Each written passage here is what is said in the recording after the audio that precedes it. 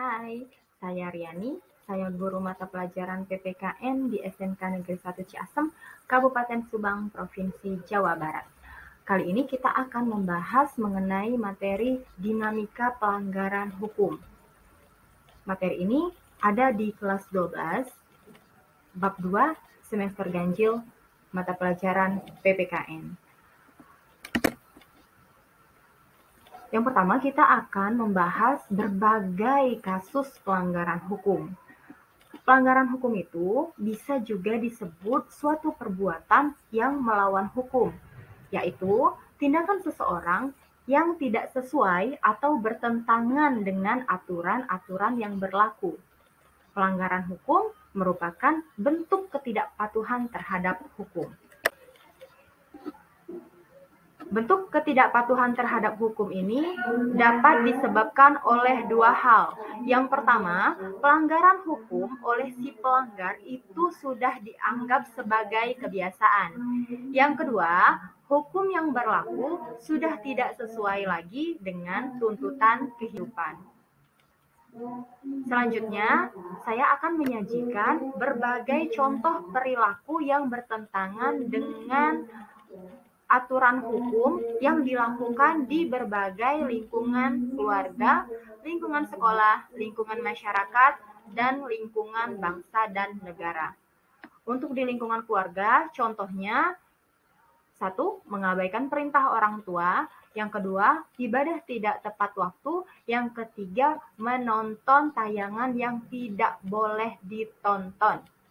Kemudian, di lingkungan sekolah, contohnya, menyontek ketika ulangan, datang terlambat ke sekolah. Yang ketiga, bolos tidak mengikuti pembelajaran. Di lingkungan masyarakat, contohnya, tidak mengikuti kerja bakti dengan alasan yang tidak jelas. Yang kedua, main hakim sendiri. Yang ketiga, melakukan perjudian.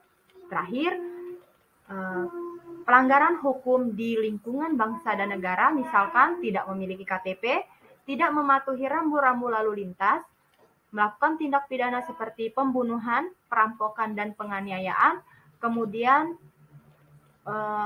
menggelapkan uang, mengedarkan uang palsu, atau membajak karya orang lain.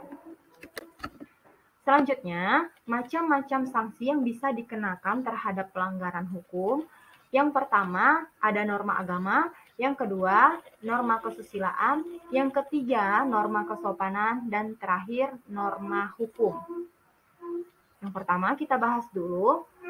Sanksi yang akan didapat jika melanggar norma agama adalah sanksi tidak langsung. Contohnya, seseorang yang tidak melakukan ibadah, dia bisa saja mendapat dosa.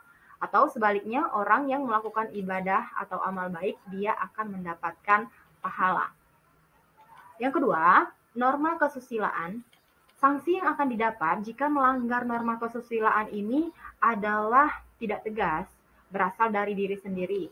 Contohnya, rasa malu, kemudian rasa bersalah, atau rasa menyesal. Yang ketiga, norma kesopanan. Jika melanggar norma ini, sanksi yang akan didapat berupa cemoohan, pengucilan dalam pergaulan masyarakat, atau juga berbagai bentuk celaan. Yang terakhir, norma hukum. Jika melanggar norma ini, sanksi yang akan didapat yaitu sanksi yang bersifat tegas. Contohnya adalah sanksi-sanksi yang terdapat di dalam peraturan perundang-undangan. Kita akan membahas lebih jauh tentang norma hukum.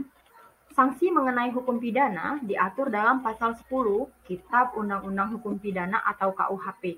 Dalam pasal tersebut ditegaskan bahwa sanksi pidana berbentuk hukuman yang mencakup 1. Hukuman pokok, yang kedua hukuman tambahan.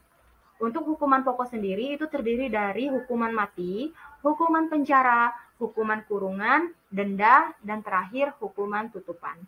Kemudian untuk hukuman tambahan itu contohnya pencabutan hak-hak tertentu, perampasan atau penyitaan barang-barang tertentu, dan yang terakhir keputusan hakim. Oke, teman-teman, demikian dulu materi yang kita bahas kali ini. Silakan teman-teman bisa menambah referensi lain, mungkin dengan dari internet atau bahkan membaca buku-buku yang lainnya juga. Terima kasih. Wassalamualaikum warahmatullahi wabarakatuh.